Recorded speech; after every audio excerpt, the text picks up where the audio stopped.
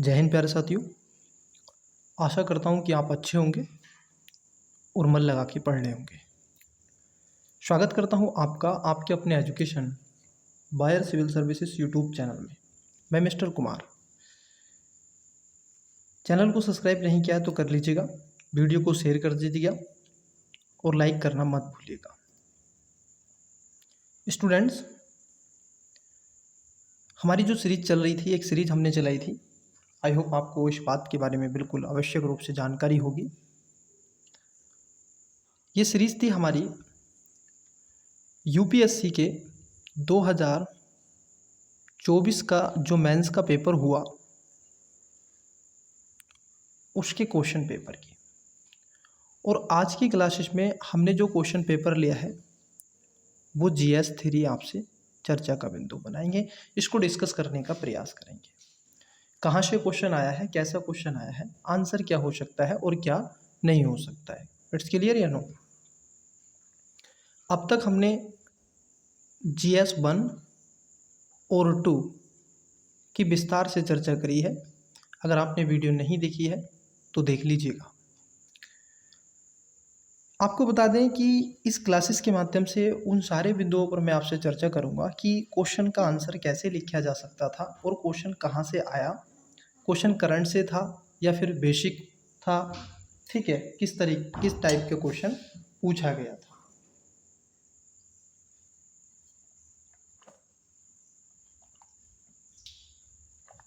ये मेरा आपसे सिद्धांत रहेगा और आई होप आपने भी पेपर अपने स्तर पर देख ही लिया होगा, ठीक है।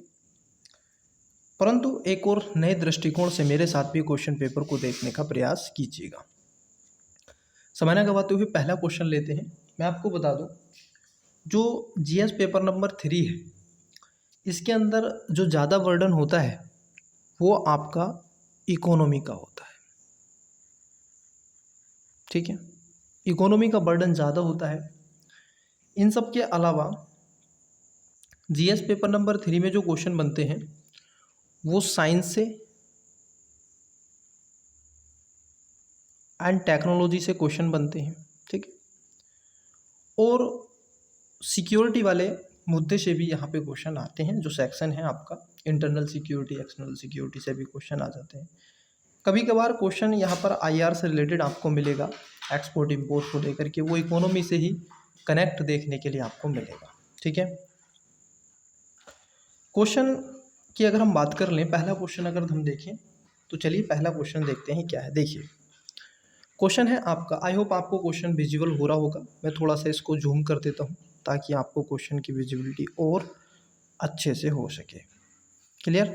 चलिए, आप जिस भाषा में कंफर्टेबल है उस भाषा में आप क्वेश्चन को पढ़ें। हिंदी और इंग्लिश दोनों में क्वेश्चन है। पहला क्वेश्चन है, भारत में सुधारों के उपरांत की अवधि में सामाजिक सेवाओं पर सार्वजनिक व्यय के स्वरूप एवं प्रवृत्ति का परीक्षण कीजिए। किस सीमा तक यह समावेशी समृद्धि के उद्देश्य को प्राप्त करने के अनुरूप है। भारत में सुधार, अब कौन से सुधार सर? यहाँ पर एक शब्द बोल दिया गया, भारत में सुधार। अब सुधार कौन से सर? जिसमें सार्वजनिक सेवाओं पर व्यय के रूप में प्रवृत्ति परीक्षण कीजिए और किसके? समावेशी विकास को द्वारा, ठीक है। Examine the pattern and trade of public expenditure social service in the post reform period in India. To what extent this has been in consequence with achieving the objective of inclusive growth. तो मतलब जो आपके public sector से सुधार हुए हैं उसको लेकर के आपसे क्वेश्चन पूछा है, ठीक है। और ये कैसे? अब देखो क्वेश्चन तो पूछा है पब्लिक सुधार से, रिफॉर्म से, बट इसका जो आपसे पूछा है, ये पूछा है यह किस सीमा तक समावेशी समृद्धि को प्राप्त करने के अनुरूप है। तो समावेशी, सस्टेनेबल डेवलपमेंट्स गोल, इंक्लूसिव ग्रोथ। समावेशी ग्रोथ का मतलब क्या होता है? अंतिम खड़े व्यक्ति, अंतिम पंक्ति में खड़े हैं अंतिम व्यक्ति को भी जो ए को मिल रहा है वो जेड को भी मिले, ठीक है, उसको बोलते हैं समावेशी। तो क्वेश्चन किससे आया है? समावेशी से। बिल्कुल डायरेक्ट क्वेश्चन है, इनक्लूसिवनेस से क्वेश्चन है। और सर्विस सेक्टर, जो आपके पब्लिक सेक्टर हैं उन पे आपसे पूछा है, सार्वजनिक, ठीक है, व्यय पर, सामाजिक सेवाओं पर और सार्वजनिक। सामाजिक सेवाएं क्या हैं? अब देखो कौन कौन सी सामाजिक सेवाएं हैं, जरा उनको समझना। सर समाज के लिए ही तो है। मैं कहूँगा एजुकेशन सामाजिक सेवा है, हेल्थ सामाजिक सेवा है, वाटर, पोल्यूशन, ठीक है। इन सब के अलावा एयर पोल्यूशन, वाटर पोल्यूशन आप कह सकते हैं। इंफ्रास्ट्रक्चर, इंफ्रास्ट्रक्चर में आप रोड कर सकते हो, ठीक है।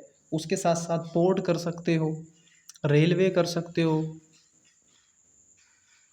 मतलब कि इन पर आपको एक्सपेंडिचर बताना है और इसका समावेशीकरण आपको दिखाना है, ठीक है। सार्वजनिक भी है ना, तो यही चीज़ें आपके रही हैं। और कुछ आपको एग्जाम्पल के रूप में इसमें क्या करना है, इसमें करना क्या था, उदाहरण के साथ आपको चीज़ें स्पष्ट कर देनी थी। तो ये थी सामाजिक सेवाएं और पब्लिक सेक्टर, ठीक। दूसरा क्वेश्चन क्या पूछा था, आइए दूसरे क्वेश्चन की बात कर लेते हैं।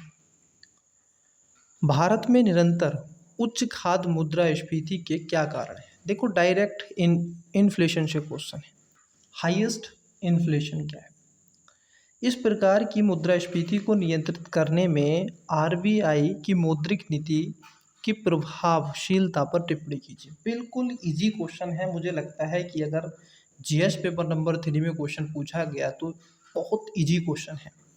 जरा मुझे बताओ, मुद्रास्फीति को नियंत्रण आरबीआई कैसे करती है? मौद्रिक नीति। मौद्रिक नीति दो तरीके से होती है, एक होती है विस्तारवादी और एक होती है संकुचन। भाई यही तो मौद्रिक नीति है। संकुचन मतलब आप देखोगे इंटरेस्ट रेट को बढ़ा देगी, विस्तारवादी में इंटरेस्ट रेट को घटा देगी। बस यही चीज़ आपको बतानी है। और कितने नंबर का क्वेश्चन था? 150 शब्द में लिखना था, 10 मार्क्स का, ठीक है। Cases of presented higher food inflation. अब देखो फूड इन्फ्लेशन के क्या कारण है, कारण आपको बताना है। सर फूड इन्फ्लेशन क्यों है? अब इसमें देखो कई कारण हैं। फूड इन्फ्लेशन का सबसे बड़ा कारण है demand to supply, geopolitical tension. आज आप देखोगे ना पूरे वैश्विक स्तर पर कितनी टेंशन बनी हुई है, ठीक है। कोल्ड स्टोरेज की प्रॉब्लम, मार्केट में अवेलेबिलिटी, ठीक है। और यहाँ तक कि एसिस, तो कई चीज़ें आप बता सकते हैं। कारण तो इसके कई बता दोगे आप, ठीक है। लगातार महंगाई का हो जाना, मार्केट के अंदर मुद्रा की तरलता बढ़ जाना और सप्लाई कम हो जाना, प्रोडक्शन आप देखोगे कम हो जाना, इस बार थोड़ा प्रोडक्शन कम हुआ है, ये भी है। ग्लोबल सप्लाई कम हो जाना, जियोपॉलिटिकल टेंशन, तो कई चीज़ें इसमें दर्शा सकते हैं। इन्फ्लेशन से, फूड इन्फ्लेशन से क्वेश्चन आया था। पहले केसेस बता देते इसके क्यों ऐसा हुआ है, इसके कोसेस बता करके आपको, केसेस बता करके ऐसे ऐसे, फिर उसके बाद में मॉनेटरी पॉलिसी। दो क्वेश्चन यहाँ पर आपको होंगे, एक तो आपका फूड इन्फ्लेशन से है और दूसरा है कि मुद्रास्फीति को नियंत्रण आरबीआई की प्रभावशीलता टिप्पणी। बस और कुछ नहीं करना है। चलिए अगला क्वेश्चन क्या पूछा था उसको देख लेते हैं। क्वेश्चन नंबर 3, क्वेश्चन नंबर 3 है, देश के कुछ भागों में भूमि सुधारों के सफल क्रियान्वयन के लिए उत्तरदायी क्या कारक थे? मतलब आप देखोगे लैंड रिफॉर्म क्यों सफल रहे, ऐसा क्या कारण था, ठीक है। तो ऐसे कारण आपको बताने हैं, जैसे भ्रष्टाचार में कमी होगी, लोगों में तार्किकता होगी, लोगों में अवेयरनेस होगी, ठीक है। उन सब के अलावा लोगों का आगे बढ़कर आना होगा, अधिकारियों का विश्वसनीय और तटस्थ होकर के काम करना, ठीक है। प्रशासनिक ढांचा में एक तरीके से आगे बढ़ाना, तो कई चीज़ें इसमें आप कहोगे कि सफलता के कई कारण थे। भूमि सुधार, जहाँ पर पारिवारिक जोत को ध्यान में रखते हुए रखा गया, व्यक्तिगत जोत के स्थान पर पारिवारिक जोत को कर दिया गया।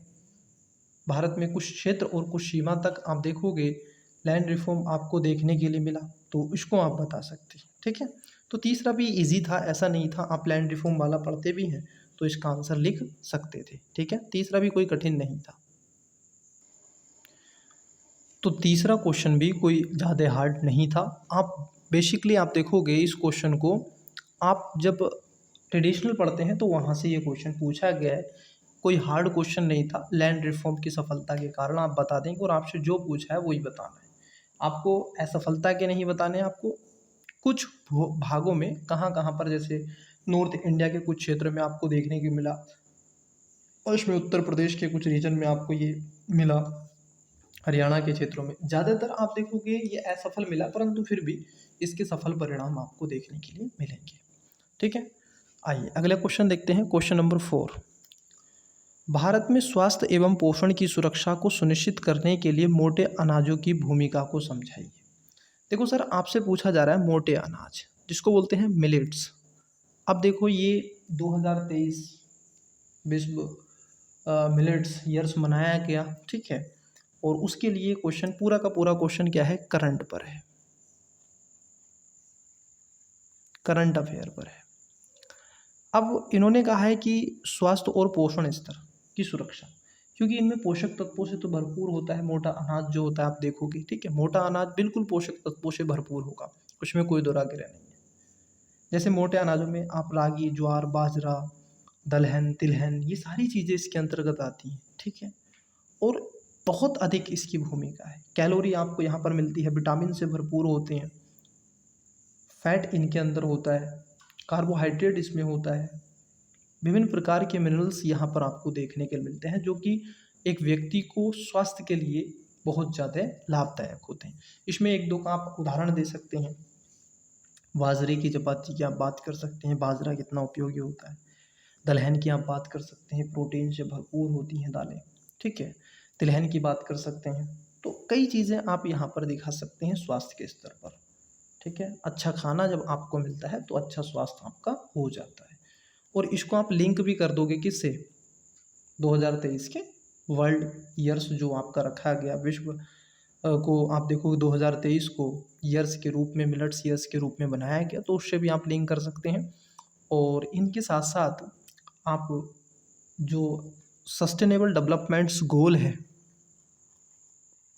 गोल नंबर 2 भूखमरी से संबंधित है, उसके साथ भी आप इसके अंतर्गत जोड़ सकते हैं, लिंक कर सकते हैं। तो ये भी कोई हार्ड क्वेश्चन नहीं था, बट ये क्वेश्चन पूर्ण रूप से चौथा क्वेश्चन करंट पर आधारित था। इट्स क्लियर है ना, तो आप इसको बता सकते हैं। ऐसे क्वेश्चन की तो वैसे भी स्टूडेंट्स प्रैक्टिस करके जाते हैं, ठीक है। एक ओवरव्यू आपको मिलेगा कि कहाँ से क्वेश्चन कैसे है। तो करंट से और ट्रेडिशनल दोनों से अब तक हमने क्वेश्चन देखे।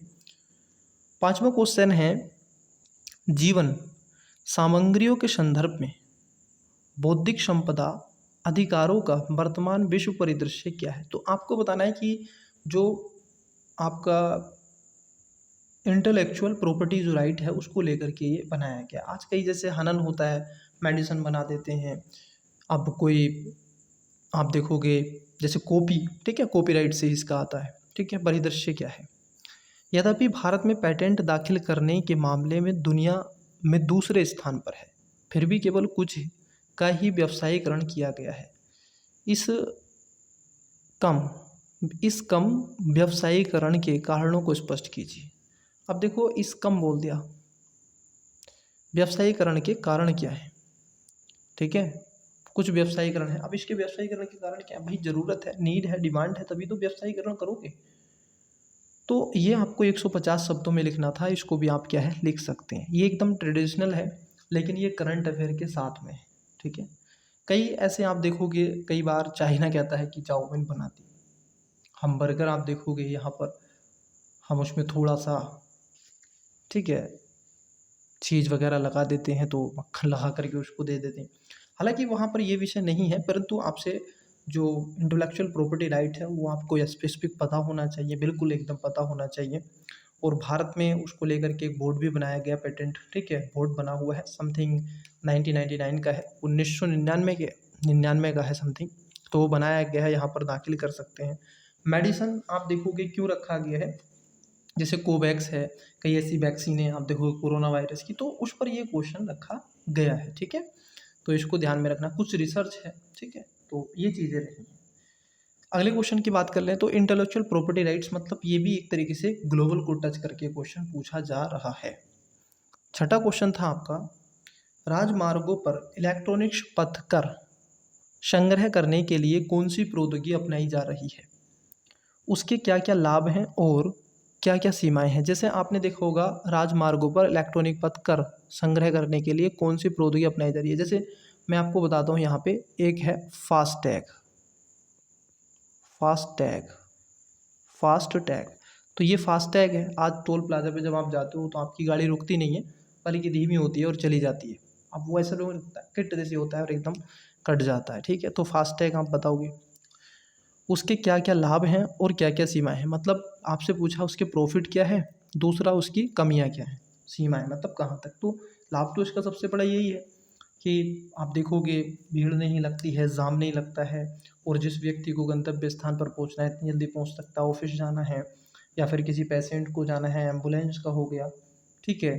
तो आप देखोगे cases of accident, number of accidents में कमी आती है, इन सब के अलावा पॉल्यूशन कम होता है, ठीक है। तो कई चीज़ें, लेकिन सीमाएं क्या हैं, अगर आपके अकाउंट्स में नहीं है तो आप फास्टैग का उपयोग नहीं कर सकते। आज भी भारत में कई ऐसे टोल प्लाजा चल रहे हैं जहाँ पर फास्टैग की सुविधा उपलब्ध ही नहीं है, इंटरनेट कनेक्शन की पहुँच का अभाव है, तो कई सीमाएं भी हैं। वे कौन से परिवर्तन या प्रस्तावित हैं जो इस प्रक्रिया को निर्बाधित बना देंगे? क्या इस परिवर्तन में कोई संभावित खतरे लेकर आएगा? अब इसके खतरे क्या हो सकते हैं वो भी आपको बताना है। तो एक उदाहरण के रूप में फास्टैग आप लिख तो सकते हैं, ठीक है, लगभग 50 वर्डों में फास्टैग को समझा सकते हैं अच्छे से, एक बहुत अच्छा है। इन सब के अलावा फास्टैग के अलावा इलेक्ट्रिकल भी है, ठीक है, कुछ कैमरे आप लगा देते हैं, सीसीटीवी, ठीक है। तो कई चीज़ें यहाँ पर हैं, तो रोड से भी क्वेश्चन पूछा गया है, ठीक है। ये करंट से क्वेश्चन है 6। आइए क्वेश्चन नंबर देखते हैं 7।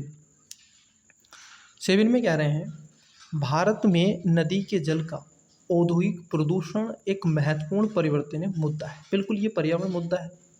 आप देखोगे जो नदी है औद्योगिक प्रदूषण है, जैसे मैं इसका उदाहरण अगर मैं कहूँ तो यमुना,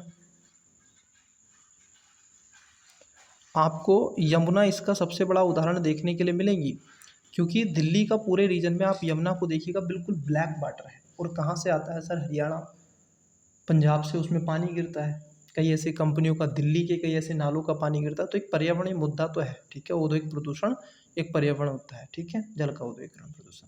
और जिसके चलते आप देखोगे एक बहुत बड़ी चट्टान थी इस यमुना के आगे ही, आगे चल के आप देखोगे ताजमहल आगरे में उसके पास में, तो वहाँ पे कहीं उसकी क्षति हो रही थी, ठीक है।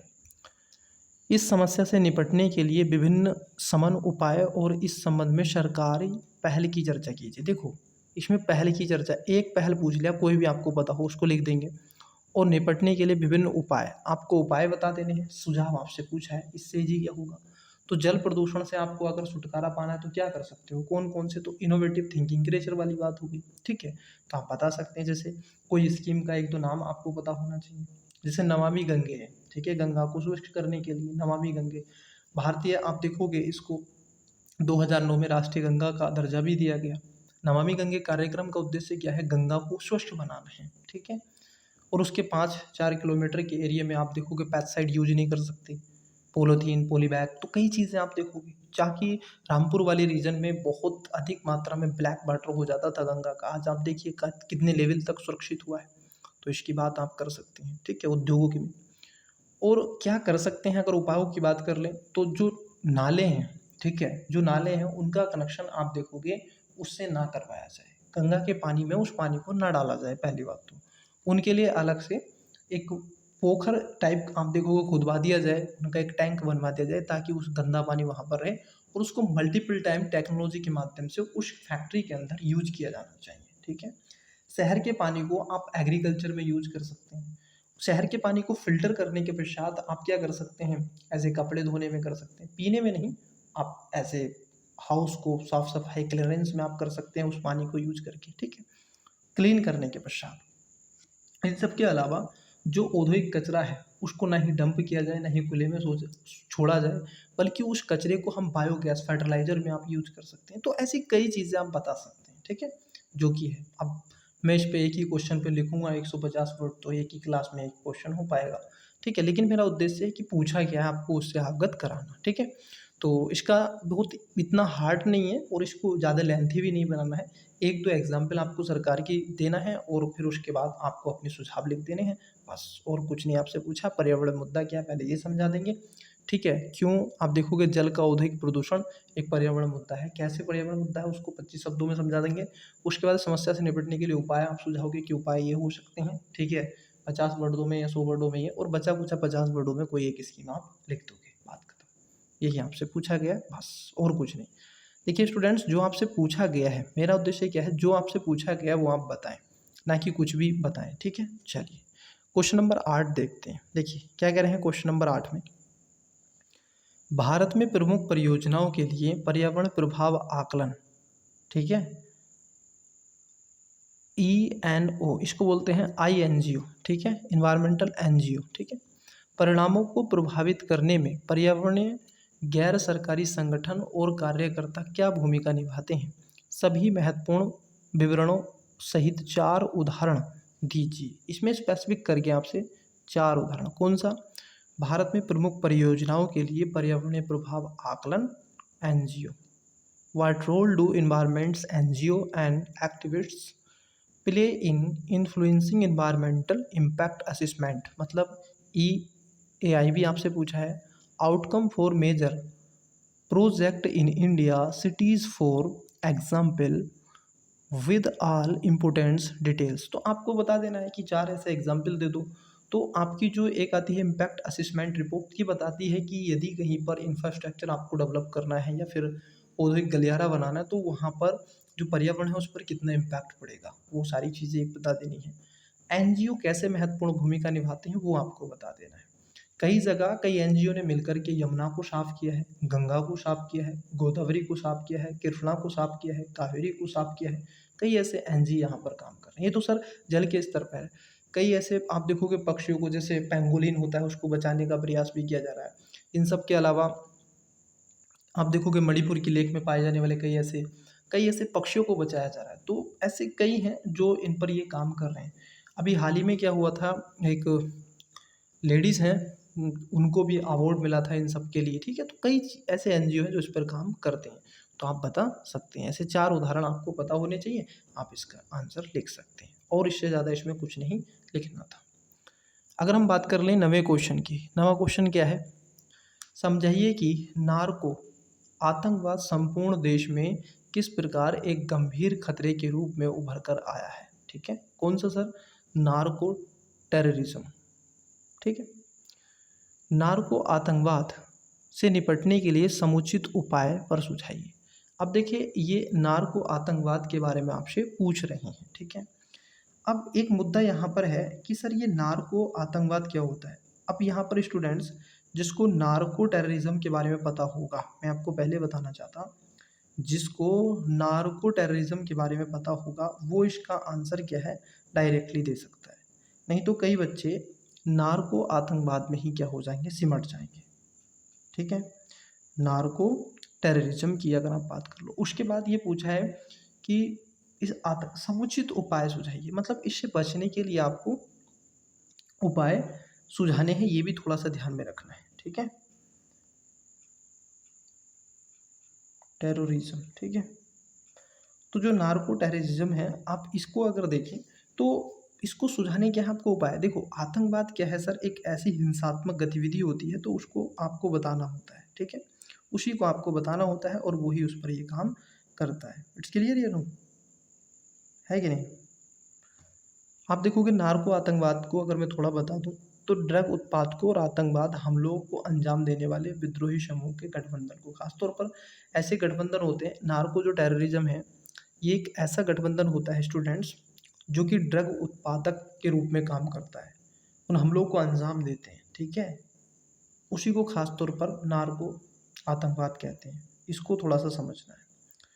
और ये क्वेश्चन जैसे बहुत जहरीली मादक पेय पदार्थ होते हैं, ठीक है, उन सब के अलावा जहरीली ड्रग्स होती हैं, ठीक है। और आज पूरी दुनिया में फैला हुआ है, बिल्कुल फैला हुआ है, भारत में घर कर चुका है सर, दुनिया भर के देशों में, महाद्वीपों में घर कर चुका है। अफ्रीका महाद्वीप को आप देखिए पूरा खा चुका है। कई ऐसे टेररिज्म है जहाँ पर आतंकवाद होगा वहाँ पर नार्को तो होगा ही। ड्रग आज एक स्थान से दूसरे स्थान पर बिकती है, गांजा हो गया, ठीक है, हीरोइन हो गई, अफीम हो गई। तो ये सारी चीज़ें क्या है, नार्को टेररिज्म को बढ़ावा देती है, ठीक है। तो उसके ऊपर आपको लिखना है और कुछ नहीं। आप बता भी नहीं सकते ये आतंकवादी है, नार्को टेररिस्ट है, आप बता भी नहीं सकते। लिए पड़ा है खोखे में, जा रहा है बैग लेके, पता ही नहीं चल रहा है, पॉकेट में रखे हुआ है हीरोइन और बेच रहा है, गांजा बेच रहा है। तो ये बहुत घर कर चल रहा है। इसके ऊपर क्वेश्चन पूछा था, 150 शब्द लिखने थे। देख लो आतंकवाद से क्वेश्चन पूछा, लेकिन कौन से? नार्को आतंकवाद से। बस दिमाग को थोड़ा सा खोल के रखने की ज़रूरत है और आंसर आप इसका लिख सकते हैं। क्वेश्चन नंबर अगर हम देखिए 10वां, 10वां है डिजिटल व्यक्तिगत डेटा संरक्षण अधिनियम 2023। ये तो भाई करंट है, बिल्कुल एकदम करंट है। अब देखो ये क्वेश्चन जिसने पढ़ा होगा, डेटा संरक्षण अधिनियम 2023 के संदर्भ में प्रमुख विशेषताओं का वर्णन कीजिए। ठीक है, describe the construct and silent feature of the digital personal data protection act 2023। तो ये आपसे पूछा गया है, इसी पर आपको बताना है। इसमें कुछ नहीं करना है, मैं आपको हिंट्स दे देता हूँ। आपने डाटा जो digital personal data protection act पढ़ा था 2019 का, जब आप 2019 के एक्ट को पढ़ते हैं उसी का कुछ समथिंग थोड़ा सा अमेंडमेंट किया है, इसमें ज़्यादा नहीं है। थोड़ा अमेंडमेंट करने के पश्चात इसी को ही फोल्ड करके 2023 में लेकर के आ गए। ये क्यों ज़रूरत पड़ी है सर, इसकी विशेषताएं क्या है? जैसे आप देखोगे साइबर हमले लगातार बढ़ते चले जा रहे हैं, डीप हैकिंग है, ड्रग ट्रैफिकिंग है, ये ऑनलाइन माध्यम से, जैसे बिटकॉइन है, ब्लैक मनी है, कई ऐसी चीज़ें आपकी बढ़ रही हैं। पर्सनल डाटा आप देखोगे व्यक्ति का है कि नहीं, जा रहा है कि नहीं, तो इसको आर्टिकल आप 21 से भी जोड़ सकते हो, 21 से इसको ऐड ऑन कर सकते हो। ठीक है, राइट टू प्राइवेसी से कर सकते हो, कई चीज़ों से आप इसमें इसको दिखा सकते हो। ये करंट पर है, इसमें कोई दुराग्रह नहीं है, आपको विशेषताएं पता होनी चाहिए, आप इसका आंसर लिख सकते हैं, इससे ज़्यादा और कुछ नहीं। ठीक है, चलिए अगला क्वेश्चन पूछा है, क्वेश्चन नंबर 11वां। ये कह रहे हैं भारत में श्रम बाजार सुधारों के संदर्भ में, किसके सर? श्रम बाजार सुधारों के संदर्भ में 4 श्रम संहिताओं के गुण और दोषों का विवेचन कीजिए। इस संबंध में अभी तक क्या प्रगति हुई है? अब देखो आपसे क्या पूछ लिया है, 4 श्रम संहिता। आपको क्या पढ़ना है कि सर आपसे पूछा गया है discuss the merits and demerits of the 4 labour code. अब लेबर कोड आपसे कितने पूछे हैं? 4 लेबर कोड्स के बारे में जानकारी पूछा जा रहा है। In the context of labour markets reform in India, what has been the progress so far in this regard? तो आप यही बता देना है। तो आपको बताना है कि जो मार्केट रिफॉर्म को कैसे लेबर रिफॉर्म किए गए, और 4 वो बताने हैं। ठीक है, और कुछ से ज़्यादा नहीं। आपने अगर पढ़ा होगा भारत में श्रम सुधार को लेकर के, तो कई कानून हैं, ठीक है, उस पर कोई दुराग्रह नहीं है, लेकिन मेरा उद्देश्य कानून गिनाना नहीं है। आपको दिखाना है कि क्या पूछ रहा है सर आपसे, क्यों पूछ रहा है। देखो ये करंट पर आधारित है। ये क्वेश्चन इसलिए बन रहा है, ये क्वेश्चन इसलिए बन रहा है क्योंकि लगातार भारत में बेरोजगारी, अनएम्प्लॉयमेंट रेट बढ़ रही है। अनएम्प्लॉयमेंट रेट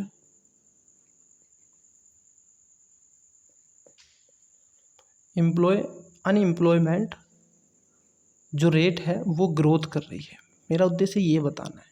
और जब ग्रोथ रेट करेगी तो इसका मतलब है कि आपके यहाँ पर जो श्रम सुधार हैं उनमें कहीं ना कहीं कमी है, गंभीरताएं हैं, आपके यहाँ पर रोजगार नहीं है। तो उसके ऊपर ये क्वेश्चन आया है, और बहुत अच्छा क्वेश्चन आया है, बिल्कुल करंट पर आधारित क्वेश्चन है। अब अगर आपको पता है तो आप करेंगे, और आई होप, मुझे जहाँ तक उम्मीद है, जो भी स्टूडेंट्स लिखता है अभी मेंस, तो वो स्टूडेंट्स आप देखोगे 100% तैयार करता है विभिन्न सेक्टरों को।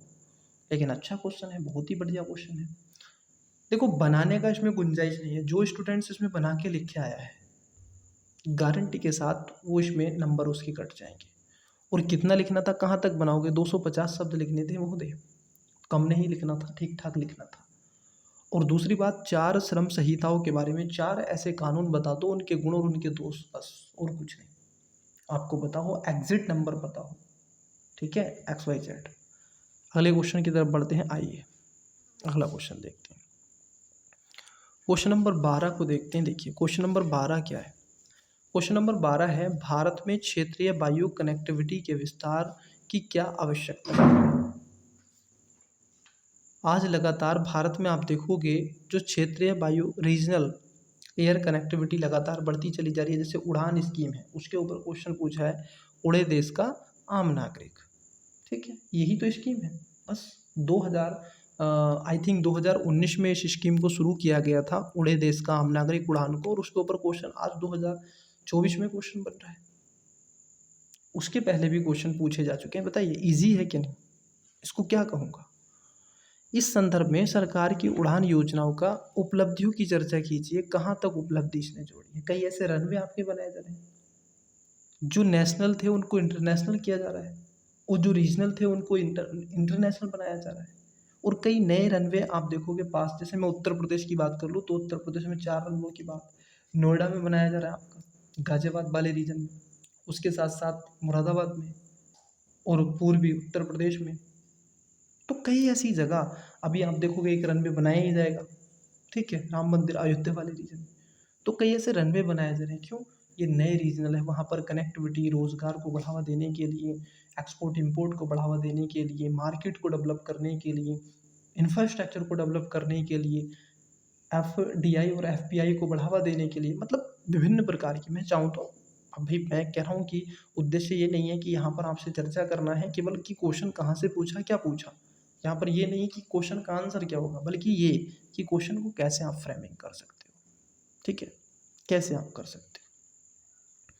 और जो बिगिनर स्टूडेंट्स हैं उनको लग रहा होगा कि सर कैसे, तो अभी आपने स्टार्ट किया है तो स्टार्ट फेज में तो आपको लगेगा कि ये तो हार्ड हो गया। हार्ड नहीं हुआ है। जब आप इसको कंठस्थ कर लेंगे, रिवाइज कर लेंगे, कॉन्सेप्चुअली आपके क्लियर हो जाएगी चीज़ें, क्लैरिटी आ जाएगी, तो आपको ईजी लगेगा। उड़ान स्कीम क्या है?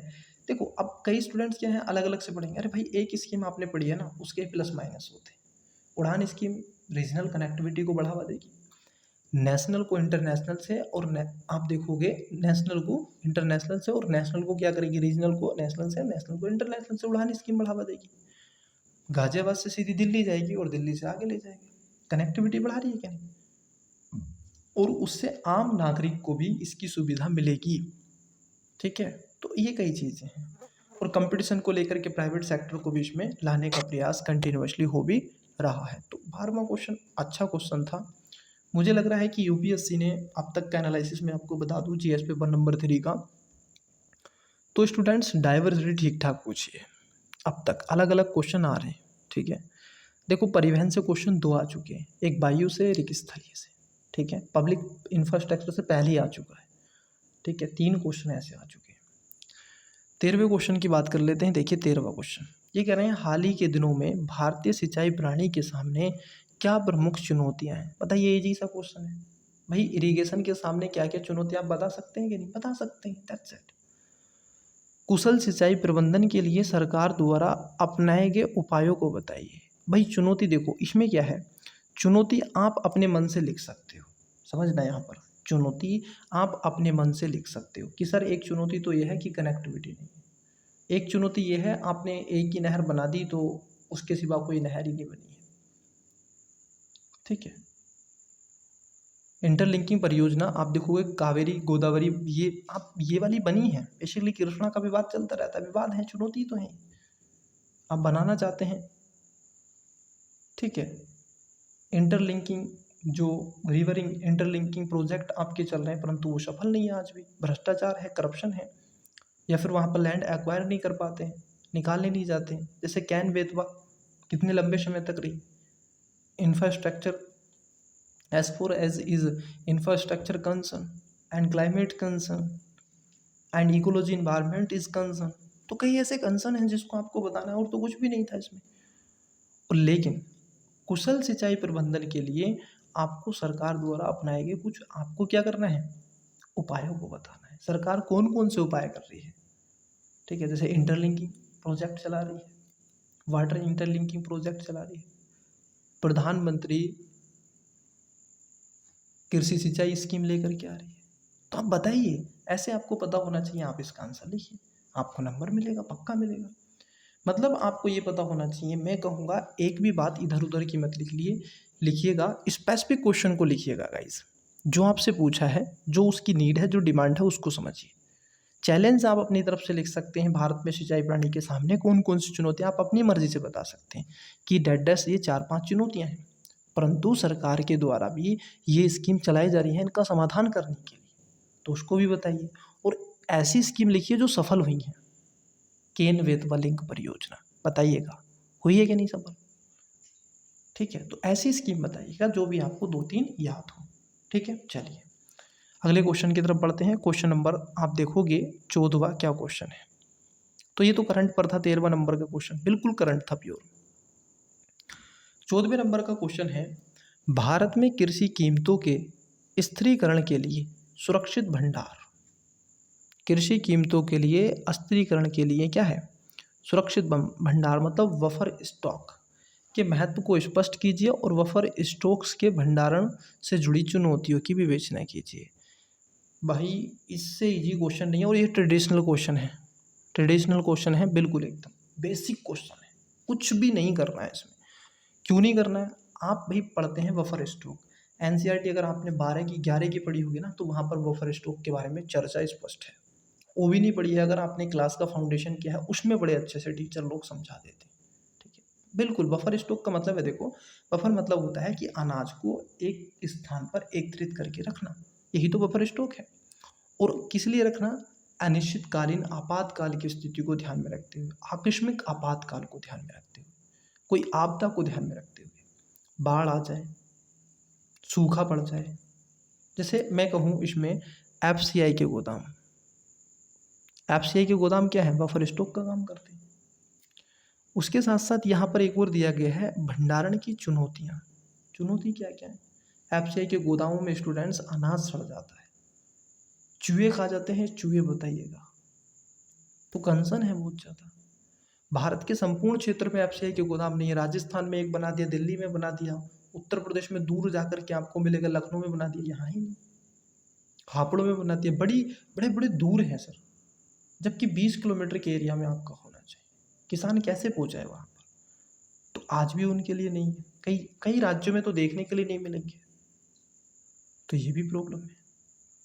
तो इसको बड़े अच्छे से आप लिखोगे, बहुत अच्छे से इसकी फ्रेमिंग होगी। सबसे पहले क्या करना है आपको, ये कह रहे हैं कि कृषि कीमतों के स्थिरीकरण के लिए सुरक्षित भंडारण के महत्व को बताइए। पहले तो आपको बफर स्टॉक के बारे में बता देना है, इसका महत्व क्या है, और महत्व में क्या करना है, आपको लाभ बताने हैं इसके, मतलब कि आपको पॉजिटिव बताना है, ये ध्यान में रखना है, पहली बात। ठीक है, दूसरा है कि बफर स्टॉक के भंडारण से जुड़ी चुनौतियाँ। अब इसकी क्या है, चुनौतियाँ बता देंगे, मतलब निगेटिव आपको बताना है बस। फिर आप थोड़ा सा कंक्लूजन में कहेंगे इन सब के बावजूद भी जो आपके दिमाग में आ रहा है पॉजिटिव वो लिख के क्वेश्चन को, आंसर को ख़त्म। 250 में लिखना है और अच्छा क्वेश्चन है, लिख सकते हैं, कोई दिक्कत नहीं है। चलिए, चुनौतियाँ आप बता देंगे, महत्व बताइएगा, 5-10 पॉइंटों में, 5-10 पॉइंटों में आपको चुनौती बता दीजिए, आंसर वैसे हो जाता है, लिखेंगे तब तो ना। ठीक है, आइए 15वां क्वेश्चन देखते हैं। क्वेश्चन देखिए 15वां क्या पूछा है। क्वेश्चन था आपका 15वां, विश्व के स्वच्छ एवं सुरक्षित मीठे पानी की अत्यधिक कमी का सामना करना पड़ रहा है। किसको सर? विश्व को। बात एकदम ठीक है, क्लाइमेट चेंज से क्वेश्चन है, बहुत ही अच्छा क्वेश्चन है। अफ्रीका में बिल्कुल सूखा पड़ रहा है, यूरोप में कई ऐसी नदियाँ सूख गई हैं, अमेरिका में बिल्कुल एकदम सूखा है, कई ऐसी नदियाँ सूख गई हैं। ठीक है, इस संकट का समाधान करने के लिए कौन सी वैकल्पिक तकनीकें हैं? अब देखो, जो क्लाइमेट चेंज है, जो पानी कम हो रहा है, सूख रहा है, उसके लिए आप क्या क्या कर सकते हैं, ये आपसे पूछा है। आपके सुझाव मांगे हैं, टेक्नोलॉजी कौन सी है। एक तो सर आपका जो वाटर रिसाइकिल की जानी चाहिए, ठीक है, टेक्नोलॉजी का उपयोग करो, वाटर रिसाइकिल। जो नाले का पानी है, उसको पानी को क्यों जाने दे रहे हो रिवर में? भाई उस पानी को आप क्या करो, फिल्ट्रेशन करो उसको मशीन टेक्नोलॉजी के माध्यम से, और उसको दिनचर्या के, भाई पीने में योग्य नहीं, लेकिन दिनचर्या के आप उसको यूज कर सकते हैं, पीने के लिए फ्रेश वाटर ले सकते हैं, परंतु उसको आप अपने नहाने में, कपड़े धोने में, ठीक है, और घर की साफ़ सफाई करने में, पशुओं के लिए, सिंचाई के लिए, या फिर आंगन में, ठीक है, इन सब के लिए भी तो आप कर सकते हैं। स्वच्छ वाटर की ज़रूरत नहीं है, उसको आप कर दीजिए, ठीक है, तो उसको कर सकते हैं। ऐसे किन्हीं 3 तकनीकों के गुणों और दोषों का उल्लेख कीजिए। ऐसी टेक्नोलॉजी बताइए, उसके क्या क्या पॉजिटिव हैं और क्या क्या निगेटिव हैं, दोनों बताने हैं। तो सबसे पहले बताना होता है स्टूडेंट्स, देखो इसमें खुद कहेंगे गुणों, तो सबसे पहले गुण ही बताएंगे, तो सबसे पहले गुण बताएंगे, ये 4-5, फिर दोष बताएंगे, ये इन सब के अलावा कंपाइल करके आंसर हो गया। तो कोई टेक्नोलॉजी आप बता सकते हैं कि सर इस टेक्नोलॉजी का उपयोग आप कर सकते हैं, विभिन्न प्रकार का केमिकल आता है उसका उपयोग कर सकते हैं। पानी को वेस्ट न जाने दें। जो पानी आप, मान लीजिए आपने क्या किया है, कपड़े धुलने में पानी यूज किया है, उस पानी को क्यों जाने दे रहे हैं साफ नाले में, उसको फिल्ट्रेशन कीजिए। बरसात का पानी क्यों ऐसे वेस्ट हो जाने दे रहे हैं, उसको एक जगह स्थित कीजिएगा। राजस्थान की पद्धति है, उसको आप बता सकते हैं, ठीक है, टैंक बनवाइएगा, इन सब के अलावा जो पानी है आपका पहाड़ों में है, ठीक है, कई ऐसे, तो उसकी बात हो रही है, ठीक है। तो कई चीज़ें यहाँ पर आ रही हैं। जो आपका ओशन वाटर है उस पर भी आप काम कर सकते हैं, और इस पे एक काम कर रहा है, जैसे अभी उसने एक टेक्नोलॉजी विकसित की है, अगर आप देखोगे इज़राइल ने, ठीक है, तो उसकी आप बात कर सकते हैं। इज़राइल में जो कि एग्रीकल्चर संभव नहीं है, उसने वाटर मेडिटेरियन सी के पानी को कैसे टेक्नोलॉजी के माध्यम से आप देखो फ्रेश वाटर बना दिया, और पीने योग्य एग्रीकल्चर में वो चल रहा है, ठीक है।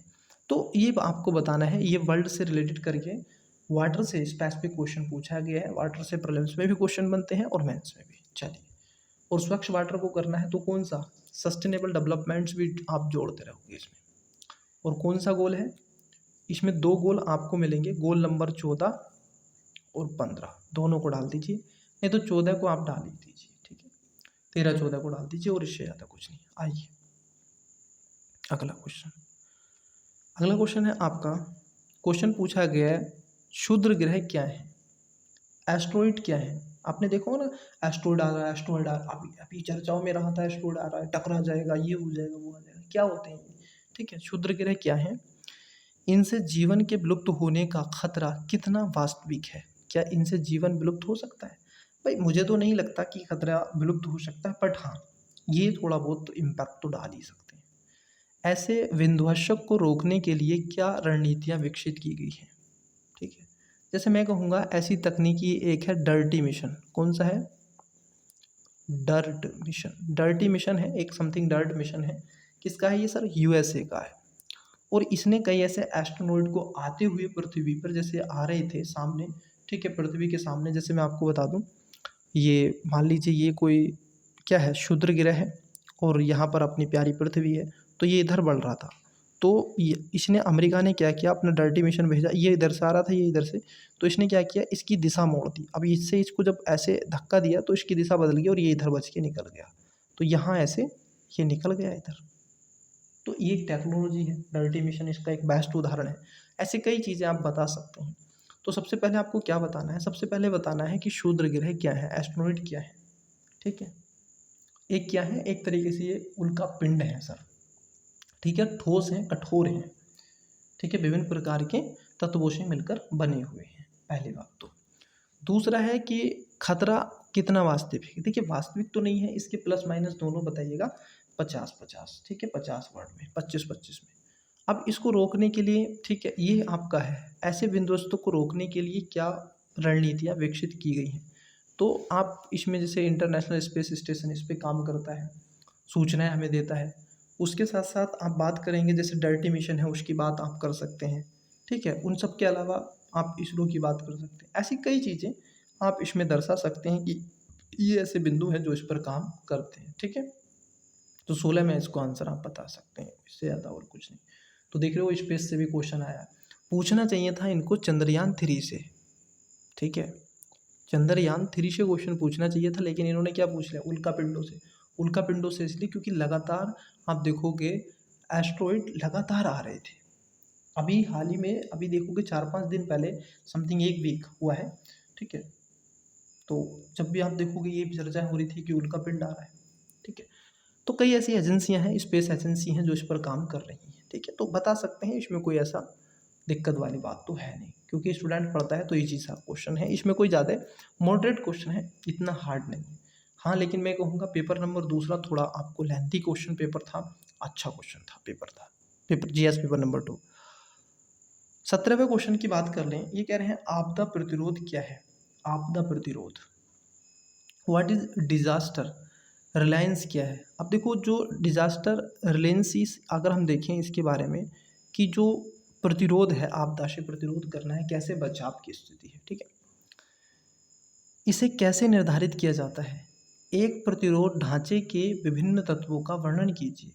आपदा जोखिम न्यूनीकरण के लिए सेंडाई ढांचे 2015 से 30 तक के वैश्विक लक्ष्यों का उल्लेख कीजिए। देखो सेंडाई आपसे पूछ लिया, भाई आपसे पूछ लिया, अब मैं इसमें कुछ नहीं कर सकता, और बड़ा अच्छा था। सेंडाई फ्रेमवर्क हर कोई पढ़ता है, डिजास्टर मैनेजमेंट को लेकर के 2015 से 2030 में लाया गया। ये क्लाइमेट चेंज को ध्यान में रखते हुए वैश्विक स्तर पर विभिन्न प्रकार के डिजास्टर देखने को मिलते हैं, चाहे उसमें डिफोरेस्टेशन आपको देखने को मिले, मरुस्थलीकरण आपको देखने के मिले, ग्लेशियर का मेल्ट होता मिले, फ्लैश फ्लड मिले, ठीक है, सूखा मिले, तो इन सब से कैसे बचा जा सकता है, उसके ऊपर था ये सेंडाई फ्रेमवर्क का। इजी सा क्वेश्चन, मॉडरेट क्वेश्चन है। अब इस ढांचों को कैसे इसको वर्णन करना है, ठीक है। देखो मैं आपको बता दूं क्वेश्चन क्या है, कई बच्चे इसमें कंफ्यूज होंगे कि कितने क्वेश्चन है इसमें, जरा समझना। आपदा प्रतिरोध क्या है, पहला क्वेश्चन यहीं पर है कि व्हाट इज डिजास्टर एयरलाइंस, क्या है ये, कैसे निर्धारित किया जाता है। अब ये क्वेश्चन नहीं है, ये क्वेश्चन नहीं है, क्वेश्चन यही हो गया पहला थोड़ा सा। एक प्रतिरोध ढांचे के विभिन्न तत्वों का वर्णन कीजिए, दूसरा यहाँ पर क्वेश्चन ये है। तीसरा है आपदा जोखिम न्यूनीकरण के लिए सेंडाई ढांचे 2015 से 30 तक के वैश्विक लक्ष्यों का उल्लेख कीजिए। 3 क्वेश्चन इसमें पूछे गए हैं, 250 का है ना, तो आप यहाँ पर 25 शब्दों में इसको बता दीजिए। उसके बाद आप क्या करेंगे, 50 में इसको बता दीजिए, ठीक है। इसके विभिन्न ढांचे क्या है, 75 हो गए। अब बाकी के जितने भी बचे आप सेंडाई फ्रेमवर्क लिखिए, खत्म कहानी। ऐसे आपको क्वेश्चन लिखना था। आइए क्वेश्चन नंबर 18 की बात कर लेते हैं। देखिए 18 नंबर का क्वेश्चन क्या है। 18 नंबर का क्वेश्चन है, शहरों में बाढ़ एवं उभरती हुई जलवायु प्रेरित आपदा। अब लगातार बाढ़ जैसे चेन्नई में आपको मिलेगी, दिल्ली में, राजस्थान में, कई ऐसे क्षेत्रों में आपको बाढ़ देखने के लिए मिले ना दृश्य। दिल्ली का वो दृश्य आप देखोगे कितना भयावह था, ठीक है। तो उसके ऊपर क्वेश्चन पूछा है। तो शहरी क्षेत्रों में बाढ़ एक उभरती हुई जलवायु प्रेरित आपदा है, इस आपदा के कारणों की चर्चा कीजिए। तो पहला क्वेश्चन यहाँ पर है कि इसके कारण बताइए, क्यों क्यों शहरों में फ्लैश फ्लड आती है। द हिंदू में 1000 बार आपने पढ़ा होगा स्टूडेंट्स ये, तो क्यों आती है, पहला तो ये हो गया। कारण बताओ, इसके कारण क्या है। जैसे इंफ्रास्ट्रक्चर आप देखोगे, रोड, नाले, और किस तरीके से जो शहर हैं उनका विनिर्माण, शहरों को कैसे बसाया गया, वशीवत आप देखिए, कोई पैटर्न नहीं, कोई पद्धति नहीं, नालों का पता नहीं, यहाँ पर नाला था, नाली थी, यहाँ पर रोड कितना चौड़ा था वही नहीं पता, नहीं रहा, छज्जे से छज्जा मिल गया, बालकनी से बालकनी मिल गई। इस डिज़ाइन से कहीं ना कहीं शहरों में मकान बना लिए गए। एक ह्यूमन, एक पर्सन वहाँ को नहीं गुजर सकता, निकल नहीं सकता, पानी क्या निकलेगा, ठीक है। तो कई चीज़ें यहाँ पर एक समस्या का बिंदु है, इतना आप बताइए। और इसके साथ साथ क्या आपदा के कारण है, लगातार क्लाइमेट का बढ़ जाना, हीट डोम की स्थिति बन जाना, बारिश का एकदम आप देखोगे 10 दिन की बारिश बिल्कुल एक दिन में पड़ रही है, 1 घंटे में पड़ रही है। दुबई का आपने देखा वो नज़ारा, यूएई का, कितना भयावह स्थिति थी, कई लोग उसमें मारे गए और कई करोड़ रुपए का उसमें बताया जा रहा है कि इतने करोड़ रुपए का खर्चा मतलब आएगा और हानि हुई है यूएई में, दुबई में। जरा देखा आपने, बहुत बड़ी भयावह स्थिति। और भारत में भी ये सब है, चेन्नई में आप देखोगे, तमिलनाडु के रीजन में कितनी भयावह स्थिति, कई लोगों की डेथ भी हुई इसमें। पिछले 2 दशकों में भारत में आई ऐसी 2 प्रमुख बाढ़ों की विशेषताओं का उल्लेख कीजिए। तो आप बताओ 2 बाढ़ें कैसी आई, फ्लैश फ्लड की बताओ, एक दिल्ली की बताओ अभी हाल ही में, और इसमें तो दशकों की बात करी है, एक की बता दो आप। केदारनाथ का मुद्दा भी आप समझा सकते हो इसमें, ठीक है। भारत की उन नीतियों और ढांचों का वर्णन कीजिए जिनका उद्देश्य ऐसी बाढ़ से निपटना है। सर क्या बाढ़ से निपट रहे हैं, इतना तो नहीं निपट रहे हैं, बट आपको बताना है। क्वेश्चन देखिए मैं आपको बता देता हूँ कैसे आप लिख सकते थे। यहाँ तक क्वेश्चन नहीं था जलवायु प्रेरित आपदा, क्वेश्चन था इस आपदा का के कारणों की चर्चा। पहला क्वेश्चन आपका यहाँ पर हो गया। पिछले 2 दशकों में भारत में ऐसी 2 प्रमुख बाढ़ों की विशेषता का उल्लेख कीजिए। दूसरा देखो, पहला क्वेश्चन तो यहाँ पर बन गया, दूसरा क्वेश्चन यहाँ पर बन गया। तीसरा है भारत का उन नीतियों ढांचों का वर्णन कीजिए उनका ऐसी बाढ़ों से निपटना है। तो 3 क्वेश्चन यहाँ पर पूछे गए।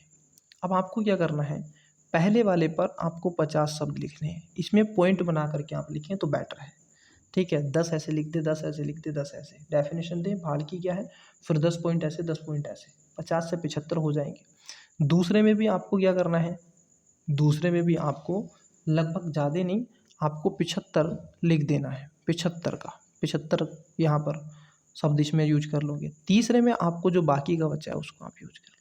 भारत सरकार की कौन सी स्कीम है, कौन सी पॉलिसी है, उसके बारे में आपको पता होना चाहिए, आंसर लिख सकते हो, दैट्स इट। आइए क्वेश्चन नंबर 19 की बात कर लेते हैं। देखिए 19 नंबर का क्वेश्चन क्या है। ये बात के क्वेश्चन तो कुछ बड़े आकार में, इनको बड़ा बड़ा लेंथी क्वेश्चन बनाया गया है, कई स्टूडेंट्स ने छोड़े भी होंगे ये क्वेश्चन, क्योंकि बड़े क्वेश्चन हैं, 250 नंबर का है, लेकिन यहाँ पर थोड़ा सा लपेटा है, परंतु इतना भी नहीं। भारत की चीन एवं पाकिस्तान के साथ एक दीर्घकालिक अंशतः सीमा है। बिल्कुल सही बात है, इंटरनल सिक्योरिटी का मुद्दा है IR से, जिसमें अनेक विवादास्पद मुद्दे हैं। ठीक है सर। सीमा के साथ परस्पर विरोधी गतिविधियों या विरोधी मुद्दों तथा सुरक्षा चुनौतियों का परीक्षण कीजिए। सबसे पहले आपको बताना है इनसे विवाद क्यों है, ठीक है, और चुनौती कौन सी है। चुनौती कौन कौन सी है? दुर्गम क्षेत्र है ना, कहीं पर ऊंचा कहीं पर नीचा, कनेक्टिविटी का अभाव है, आप देखोगे वनों का कट जाना, human trafficking, animals trafficking, drug trafficking, तो कई चीज़ें हैं यहाँ पर, बता सकते हैं चुनौती। सीमा क्षेत्र विकास कार्यक्रम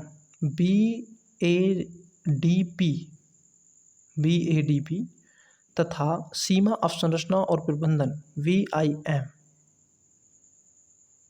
border infrastructure and management scheme योजना के अंतर्गत इन क्षेत्रों के लिए किए जाने वाले विकास कार्यों को उल्लेखित कीजिए। दो चीज़ें आपसे पूछी हैं।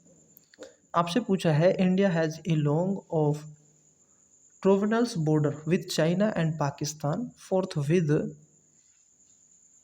जो इसके आप देखोगे कॉन्टिनेंसी है, issue examine the conflicting issue and security challenge along the border, also give out this development विगिन undertaking in this areas and under the border area development program BADP and border infrastructure and management BIM scheme।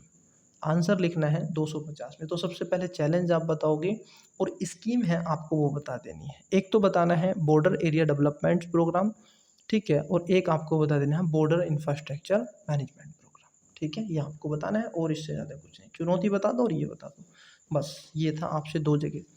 अगला question था आपका जो 20वां question था इसका, ठीक है, देखिए क्वेश्चन नंबर 20 को जरा देखते हैं। 20 क्वेश्चन भी थोड़ा बड़ा क्वेश्चन है। देखिए क्या पूछे थे, सोशल मीडिया एवं गोपित, social media and encrypting messaging. आपने देखो ना बहुत ज़्यादा ऐसे करप्टिंग मैसेजिंग होती है ना, सर्विसेज, ठीक है, संदेश सेवाएं गंभीर चुनौती हैं, ठीक है। सोशल मीडिया के सुरक्षा निर्धारकों को संबोधित करते हुए विभिन्न स्तरों पर क्या उपाय अपनाए गए। तो उपाय बताइए कौन कौन से हैं जो सोशल मीडिया को क्या कर रहे हैं, संरक्षित कर रहे हैं, उनकी सुरक्षा को ध्यान में रख करके लाए गए हैं। इस समस्या को संबोधित करते हुए अन्य किन्हीं उपायों का सुझाव भी दीजिए। अब सुझाव भी देना है। अब देखो अभी पर्सनल डाटा प्रोटेक्शन एक्ट लेकर के ये सरकार 2023 का इसी में दे के रखा है, उसका भी उल्लेख यहाँ पर स्टूडेंट्स कर सकते हैं, आप बिल्कुल कर सकते हैं, वो सोशल मीडिया को लेकर के भी है, ठीक है। और इन सब के अलावा ये भी है, अब सोशल मीडिया पे कई ऐसे कंसर्न आ रहे हैं सामने, as far as is social media is concern in India, but ये सबसे बड़ा है कि बच्चों को कैसे, ये द हिंदू में कई ऐसे, मैं एडिटोरियल पढ़ रहा हूँ आजकल तो ये देखने के लिए मिल रहा है, तो इस पर आप कर सकते हैं, कोई ऐसा नहीं है, ठीक है। तो ये भी क्वेश्चन एक ठीक ठाक क्वेश्चन है, चलता फिरता क्वेश्चन है, करंट पर आधारित क्वेश्चन है, ठीक है। मैं कहूँगा कि जो पेपर है आपका, अगर आप इस पेपर को देखें, ठीक है, लगभग आपके पास में, मैं आपको कहूँगा कि आपके पास में 2 साल का, 2 वर्ष का करंट अफेयर होना चाहिए। 2 वर्ष का क्या हो, आपके पास में करंट अफेयर होना आवश्यक है, क्योंकि लगभग आप देखोगे 75% या 75 नहीं, अगर मैं कहूँ आपसे तो 80% पेपर करंट अफेयर पर है और 20% जो क्वेश्चन है वो आपके ट्रेडिशनल पर है। तो देख लीजिए आप बर्डन कहाँ पर है। ये जो current affair pure current affair नहीं है, वो बेसिक से आपके ट्रेडिशनल से कनेक्ट है, ठीक है, इसको भी ध्यान में रखना है। तो स्टूडेंट्स ये था 2023 का पेपर, ठीक है, जिस पर हमने आपसे विस्तार से चर्चा की, कहाँ से क्वेश्चन आए, कैसे क्वेश्चन आए, कितने क्वेश्चन आए, ठीक है, करंट से क्या था, सारी चीज़ें मैंने आपसे डिस्कस किया। मिलते हैं अगले टॉपिक पे, तब तक के लिए मन लगा के पढ़ते रहिएगा। Best of luck, bye, all the best.